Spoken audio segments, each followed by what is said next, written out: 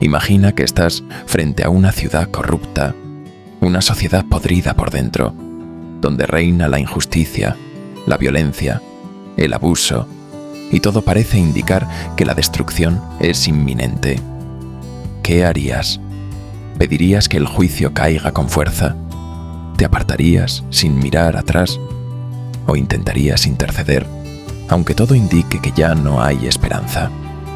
Esta es la escena que nos presenta el libro del Génesis, cuando Abraham, el amigo de Dios, se atreve a hablar con el Altísimo y suplicar por la salvación de Sodoma y Gomorra. Un gesto arriesgado, un acto osado, pero sobre todo, un modelo de oración que nos desafía a todos los que creemos. Sí, Abraham ora, pero no como un místico solitario perdido en sus pensamientos, sino como un intercesor, uno que se planta ante el juicio divino no para negar el mal, sino para implorar misericordia, y lo hace con humildad y con perseverancia. De este pasaje nacen preguntas que siguen siendo urgentes hoy. ¿Para qué sirve orar? ¿Puede una oración cambiar el destino de otros? ¿Qué significa orar desde el corazón y no desde una teoría? Y sobre todo, ¿qué es la oración cristiana? ¿Y cómo se diferencia de otras formas de espiritualidad? Acompáñame en este viaje por el corazón del diálogo entre Dios y el hombre. En Génesis 18, Abraham recibe la visita del Señor, acompañado de 2 ángeles. Después de haber acogido a los 3 con hospitalidad, Dios le revela su intención de verificar el clamor que ha subido de Sodoma y Gomorra. El texto sugiere que las ciudades están cargadas de pecado, al punto de que la intervención divina es inminente.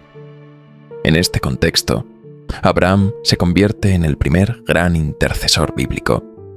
No lo hace con una fórmula mágica, ni desde una torre de superioridad moral. Lo hace con respeto, pero también con audacia. Su oración no es una serie de repeticiones vacías. Es un diálogo apasionado, tierno y lógico. Abraham no pide que se ignore el pecado. No niega la necesidad de justicia, pero apela a algo más profundo, a la compasión de Dios. Su razonamiento es simple, pero profundo. ¿Destruirás al justo junto con el malvado? ¿No hará el juez de toda la tierra lo que es justo? Con esta pregunta, Abraham toca el corazón mismo de Dios, porque la oración auténtica no busca manipular a Dios, sino entrar en sintonía con su voluntad misericordiosa. Hay 2 características que sobresalen en la oración de Abraham: humildad y perseverancia. La humildad se nota en cada una de sus frases. Me atrevo a hablar a mi Señor, yo que no soy más que polvo y ceniza. No se presenta como un héroe moral, ni como un sabio iluminado. Se reconoce criatura, vulnerable, pequeña ante la grandeza divina. Pero esa humildad no le impide perseverar. Abraham insiste: si hay 50 justos, ¿destruirás la ciudad? ¿Y si son 45? ¿Y 40? ¿30? ¿20? ¿10? Hay una tensión hermosa entre el respeto y la confianza. Abraham no está haciendo negocio con Dios. Está hablando como un hijo que conoce el corazón del Padre. Un hijo que cree que ese Padre no puede deleitarse en la destrucción de los inocentes. Jesús mismo nos enseñará esta lógica en el Evangelio. Pidan y se les dará. Busquen y hallarán. Llamen y se les abrirá. Mateo 7:7. Y en la parábola del juez injusto, Lucas 18, 1-8, se nos muestra a una viuda insistente que logra justicia por su perseverancia. La oración cristiana no se reduce a un acto emocional ni a una técnica para calmar la ansiedad. Es encuentro con el otro, y ese otro tiene rostro, voz y corazón. Por eso oramos con humildad, sabiendo que no merecemos nada, pero con perseverancia, sabiendo que el amor de Dios se derrama más allá de toda justicia humana. ¿Es la oración solo una experiencia interior? En nuestros días, Algunos intentan explicar la oración reduciéndola a fenómenos psicológicos o cerebrales. Hay estudios que observan lo que ocurre en el cerebro de monjes budistas, monjas contemplativas o practicantes de meditación trascendental. Se analizan ondas cerebrales, neurotransmisores, zonas activadas del lóbulo frontal. No está mal. La neurociencia puede aportar datos valiosos sobre lo que ocurre cuando oramos, pero no puede decirnos qué es la oración en su esencia. La oración no es simplemente un estado mental, tampoco es una sensación subjetiva, y mucho menos es poner la mente en blanco, como proponen ciertas corrientes de mindfulness secularizadas.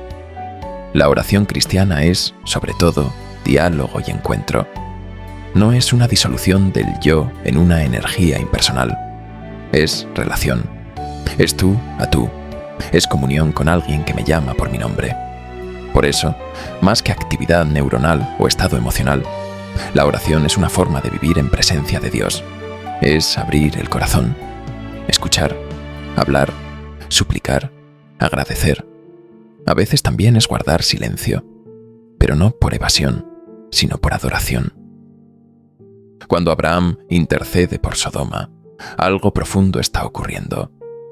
Aunque al final la ciudad será destruida, el gesto de Abraham permanece como símbolo de lo que puede hacer un corazón orante. Y aquí viene algo sorprendente. La oración no solo nos cambia a nosotros, sino que puede cambiar la historia. San Juan Pablo II lo expresó con fuerza. La oración es la fuerza más poderosa del mundo, porque pone en movimiento el corazón de Dios.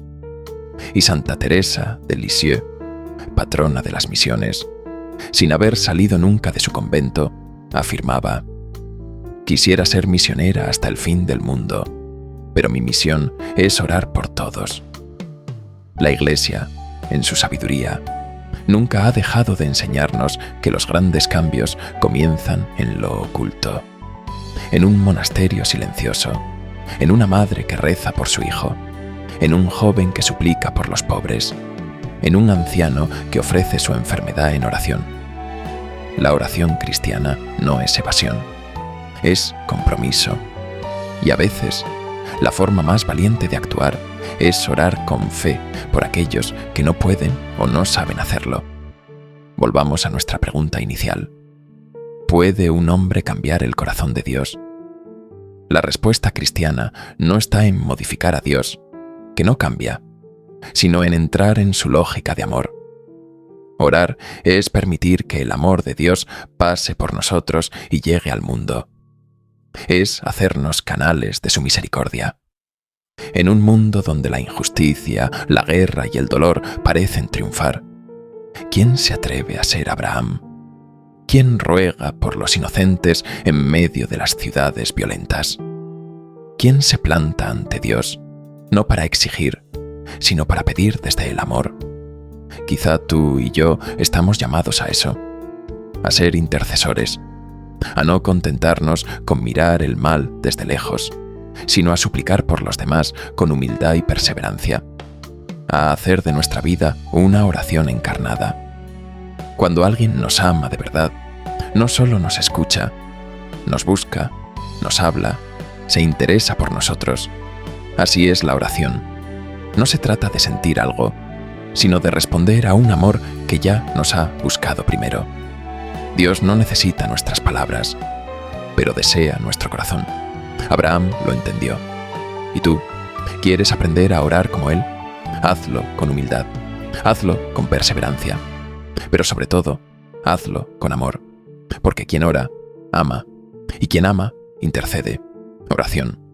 Señor, enséñanos a orar. No como repetición vacía, ni como técnica de evasión, sino como encuentro real contigo. Haznos humildes, como Abraham, conscientes de nuestra pequeñez, pero llenos de confianza en tu misericordia. Haznos perseverantes, capaces de suplicar incluso cuando no vemos resultados, confiando en que tú escuchas cada lágrima y cada suspiro. Y haznos testigos de tu compasión en medio de este mundo herido. ¿Qué pasaría si te dijeran que la razón más profunda para orar no es que el mundo esté roto, ni que tú seas bueno, ni que tengas fe, sino simplemente que eres hijo?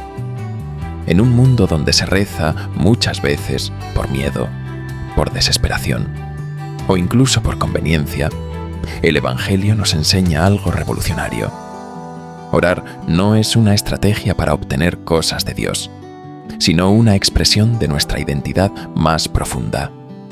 Si en el libro del Génesis, capítulo 18, encontramos una de las escenas más intensas y conmovedoras del Antiguo Testamento, Dios ha decidido juzgar a Sodoma y Gomorra por la gravedad de su pecado. El clamor de la injusticia, del abuso y de la violencia ha llegado hasta el cielo. Y ante esa inminente catástrofe, un hombre se atreve a hablar, pero no habla para justificarse, ni para señalar a los malvados con dedo acusador. Habla para interceder. Su oración nace de un sentido agudo de justicia. ¿De veras vas a destruir al justo junto con el culpable? Y desde esa convicción insiste una y otra vez, como un niño que no se cansa de pedir. Su argumento es simple, profundo y poderoso. No es propio de Dios destruir al inocente con el culpable. El juez de toda la tierra debe obrar con justicia. Y la justicia divina no puede confundirse con una lógica ciega, automática o vengativa. Abraham ora porque cree que Dios es justo, y esa fe lo vuelve audaz. Es impresionante la forma en que desciende en su súplica. Si hay 50 justos, perdonarás. Y si hay 45, 40, 30, 20, 10, cada número es una esperanza. Cada descenso es una forma de tocar el corazón divino. Pero al final, no sabemos si había siquiera 10 justos. Lo que sí sabemos es que la oración de Abraham no fue en vano. En ese clamor se reveló una relación. Un hombre que habla a Dios no como a un extraño, sino como a un amigo. Y entonces, siglos después, llega Jesús. Y sus discípulos, viendo su vida orante, le dicen: Señor, enséñanos a orar. Jesús responde con palabras que han atravesado generaciones: Padre nuestro que estás en el cielo. Aquí ocurre algo totalmente nuevo. Jesús no enseña a orar desde el miedo, ni desde el mérito, ni desde la lógica. Enseña a orar desde la filiación. No se trata solo de justicia, sino de relación. El que ora no es solo un siervo que pide, sino un hijo que confía. Por eso, si Abraham apelaba a la justicia divina para sostener su súplica, Jesús nos introduce en una dimensión más honda. El corazón del que ora es el de un hijo que sabe que su padre lo escucha. Esta es una revolución espiritual. Ya no se trata de convencer a Dios, no se trata de negociar, tampoco de ser dignos. Se trata de confiar, de sabernos amados, de vivir como hijos en manos de un Padre bueno. Uno de los errores más frecuentes en nuestra relación con Dios es creer que debemos ganarnos el derecho a orar, como si la oración dependiera de cuán puros somos o cuántas cosas buenas hemos hecho. Pero el Evangelio nos quita esa carga. No oramos porque lo merezcamos, oramos porque somos hijos. Esto es lo que el apóstol Pablo llama la acción del Espíritu en nosotros. El mismo Espíritu da testimonio a nuestro espíritu de que somos hijos de Dios. Y unos versículos antes decía: ustedes no han recibido un espíritu de esclavitud, sino un espíritu de hijos adoptivos, que clama: Abba, Padre. Es el espíritu del Hijo el que ora en nosotros. La oración cristiana es participación en la oración de Cristo. Ya no se trata de palabras que suben del hombre a Dios, sino del Hijo que ora en nuestro interior al Padre. Este es el misterio más profundo de la oración. Es el Espíritu Santo, que se nos dio por el sacrificio redentor de Jesús, quien hace brotar en nosotros la verdadera súplica. ¿Y qué pasa entonces con la justicia? Ya no importa si hay inocentes o culpables, si somos buenos o malos. Sí importa, pero no como condición para que Dios nos escuche, sino como fruto de haber sido escuchados. Dios no responde a nuestra oración porque somos justos, sino para hacernos justos. Nos transforma desde dentro. La oración no es un premio al mérito, sino un canal de gracia. Oramos no porque somos perfectos, sino porque necesitamos ser transformados por su amor. Cuando oramos como hijos, estamos reconociendo humildemente que no somos autosuficientes, que no tenemos el control, que dependemos, y eso, en la lógica del mundo, parece debilidad. Pero en la lógica del reino es poder. Si Jesús enseña a orar como hijos, entonces la forma de orar también cambia. No necesitamos fórmulas complicadas ni técnicas sofisticadas. Lo que hace eficaz a la oración cristiana es la confianza del Hijo en su Padre. Por eso, en el mismo capítulo donde enseña el Padre Nuestro, Jesús narra la parábola del amigo inoportuno y luego dice: «Pues si ustedes, que son malos, saben dar cosas buenas a sus hijos, ¿cuánto más el Padre del cielo dará el Espíritu Santo a quienes se lo pidan?» El hijo que ora no exige, suplica con confianza, no se desespera, persevera, no manipula, se abandona. Esto explica por qué tantos santos oraban con tan pocas palabras. Teresa de Lisieux decía: «Para mí, la oración es un impulso del corazón, una sencilla mirada lanzada al cielo, un grito de gratitud y de amor en medio de la prueba como en medio de la alegría». La oración cristiana no se mide por la cantidad de palabras, sino por la calidad del abandono. Por eso puede orar tanto el místico en su celda, como la madre que reza con sus hijos al final del día. Cuando descubrimos que orar es amar como hijos al Padre, nuestra vida empieza a cambiar, porque dejamos de ver la oración como un deber y empezamos a verla como un encuentro. Y en cada encuentro auténtico con Dios, algo en nosotros se transforma. Ya no oramos solo para que Dios cambie las circunstancias.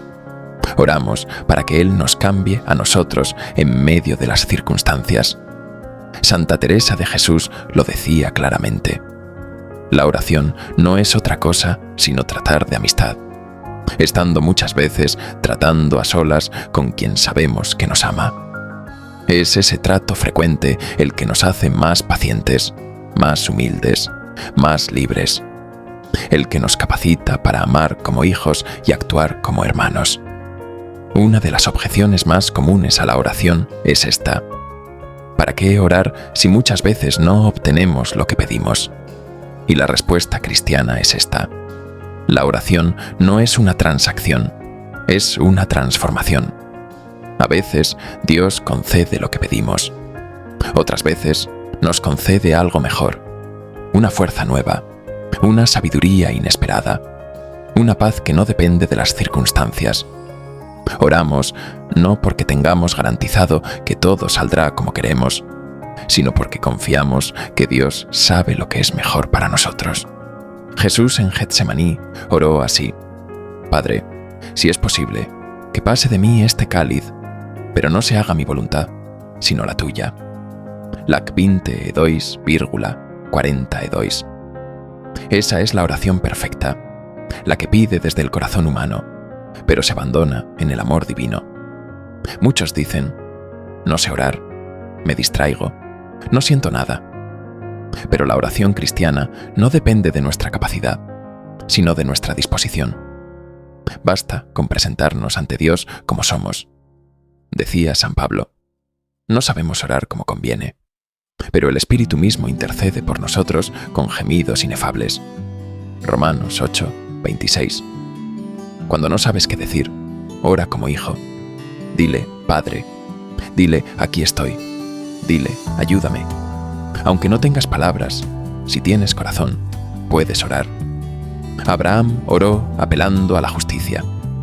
Jesús nos enseñó a orar desde la filiación, y ambos nos revelan una verdad inmensa, Orar es un acto de amor entre el Creador y sus criaturas. No oramos para ser escuchados. Oramos porque ya hemos sido escuchados desde toda la eternidad, cuando Dios nos eligió en su Hijo y nos dio su Espíritu. Por eso, cada vez que oras, recuerda, no estás mendigando la atención de un Dios lejano, estás entrando en el corazón del Padre que te ama. Oración final. Padre del cielo, no siempre sé qué decirte, no siempre tengo las palabras justas, ni la fe clara, ni el corazón encendido, pero soy tu hijo, y en eso me basta. Enséñame a orar con humildad, con perseverancia, con sencillez, y sobre todo con confianza. Que nunca olvide que tú me escuchas no porque soy bueno, sino porque tú eres mi Padre. Amén.